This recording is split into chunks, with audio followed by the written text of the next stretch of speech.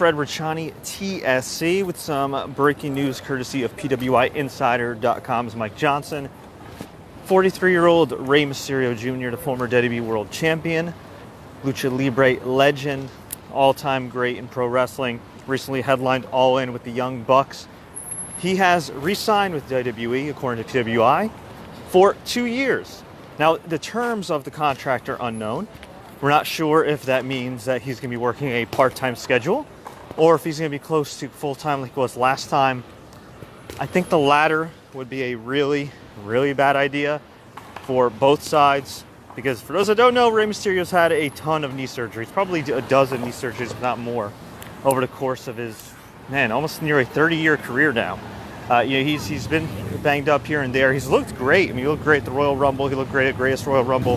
He absolutely looked great at All In. So I'm excited to see what's next for him, but it is kind of damning, isn't it? You really think about the time when Rey Mysterio left, and I think he officially was released sometime in 2014, 2015. Wasn't really utilized that much. I mean, if you really think about it, he hasn't been... The last time he was really used in WWE, whether under contract or not, right, would have probably been like 2012, 2013, as far as utilized like in a semi-relevant way. And since then, they have created approximately 0 Latino stars. I mean, 0. They tried a little bit with Alberto Del Rio and then booked him like crap.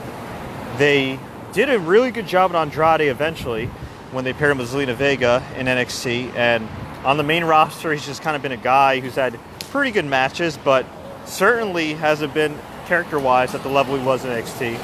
They tried and failed miserably with Sin Cara. I mean, is there anybody else? I mean, they have some luchadors right now. I mean, Grand Metalik is absolutely spectacular. He is just an excellent professional wrestler, yet for whatever reason, this guy can't buy any time on the main TV. And it's just, you got Kalisto, and Kalisto, I know sometimes like botches his matches, but he's a really popular guy. If you ever go to house shows, like he's somebody in me that could be a big star, but for whatever reason, they just don't get behind him. So what's the solution? Let's just sign Rey Mysterio. And look, Rey Mysterio absolutely belongs with any company.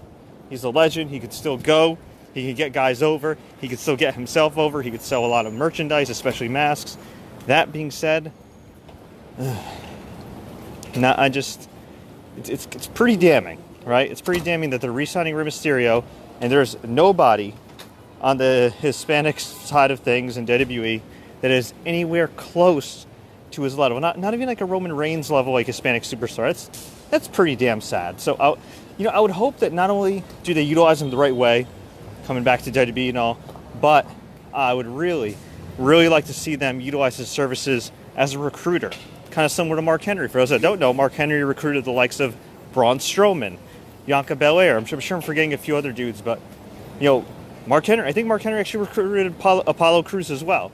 So I'd really like to see them not only make him a top superstar, like he has been throughout his career, but I'd like to see them utilize his eye for talent, utilize his eye for scouting, utilize his eye and say, hey, you know what, guys? Maybe you should sign this Bandito dude. Maybe you should sign, this other guy from AAA or CMLL, whose name I can't think of off the top of my head.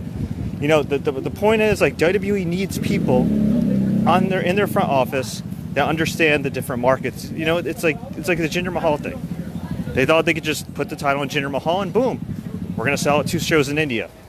It didn't work out that way. You know why? Because fans see through that. Fans see through crap. And the reality is, last year they actually had to merge the 2 Indian shows to 1 because they didn't sell out all that well. So we'll see what happens there. But I'm really happy Rey Mysterio is back. And I just want to send a shout out to some of the people watching here. Kyle Wegner, what's up, buddy? He's saying he's meeting Mark Henry in 5 weeks in Fort Wayne, Indiana. Let me tell you something. I met Mark Henry back in January. If you want to check out that interview, it's on the sportscourier.com interview section, or you can just go on youtube.com/sportscourier. Great guy. Super nice. Definitely a gentle giant, although I'll tell you this, you don't want to get on his bad side, but class act is somebody I have a lot of respect for. So I think you'll enjoy meeting him. Alan Wu, shout out to him. He's also based in New York, and I wouldn't say it's muggy. He's saying the weather's kind of muggy. I don't think it's muggy, but it's definitely getting a little cooler. It's definitely getting a little more fallish, which is unfortunate after spending a week in Vegas. Ed Molina says maybe Rey Mysterio brings some of Los Ingobernables from New Japan or CMLL. I mean, You could do that. I mean, I wouldn't be surprised. I mean, there are rumors that Kalisto, and not Kalisto, geez, Pentagon Jr. and his brother Rey Fenix could be coming to WWE. They're, of course, in Lucha Underground. They're prominent stars in MLW. I believe they're still the current MLW World Tag Team Champions. And they would be a great addition. But, again, I mentioned before earlier in this video, talking about the misuse and underutilization of Kalisto. Talking about the underutilization of Grand Metalik, who's absolutely freaking spectacular. I mean, seriously, it's just, you know, until these old dudes that are running WWE get serious about diversity and not just doing it in a half-assed way and signing somebody and putting them in that spot, but, you know, actually signing people to understand the respective cultures and try to cater to, you know, more or less they're gonna be kind of half-assed with it, like they have been with Hispanic superstars, like they have been with all kinds of other superstars. So, but hey, you never know. Vince McMahon's getting older. In a couple years, his main focus is going to be the XFL. I mean, he's spending God knows how much money, over $100 million in the XFL. He's paying Oliver Luck, I think, like somewhere around $20 million a year to be the commissioner. I mean, that ain't cheap. So my guess is, as bad as some aspects of WWE programming on the main roster are right now, and maybe in 2019, by the time we get to 2020, who knows? Triple H might take a bigger role, and based on what I've seen in NXT, the guy sure as hell seems to be a lot more in touch with what's going on in professional wrestling than Vince McMahon. But hey, that all remains to be seen. But congratulations to Rey Mysterio. Shout out to Freddie Mitchell.